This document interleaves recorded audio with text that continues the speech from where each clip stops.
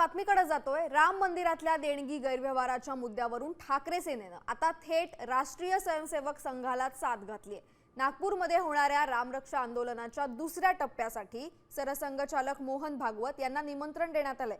संजय राऊत यांनी पत्राद्वारे मोहन भागवतांना हे निमंत्रण दिलं। या घोटाळ्यामुळे हिंदू समाज दुखावला असून दोषींवर कारवाई व्हावी अशी भूमिका पत्राद्वारे मांडली आहे। मोहन भागवतांना येणं शक्य नसल्यास संघाचा प्रतिनिधी पाठवावा अशी विनंती सुद्धा या पत्रात करण्यात आली। परमपूज्य सरसंघचालक मोहनराव भागवतजी यांना सुद्धा आज आम्ही निमंत्रण पाठवलेलं आहे। नागपूरमध्ये आल्यावर ह्या ज्या प्रमुख व्यक्ती आहेत हिंदुत्वाच्या दृष्टीनं अतिमहत्त्वाच्या जी व्यक्तिमत्व आहेत आम्ही त्या सगळ्यांना आदरपूर्वक निमंत्रण देण्याचा प्रयत्न करत आहोत। सरसंघचालकांनी जर इथे येणं जमत नसेल तर त्यांनी त्यांचा प्रतिनिधी पाठवावा अशी आम्ही त्यांना विनंती केलेली आहे।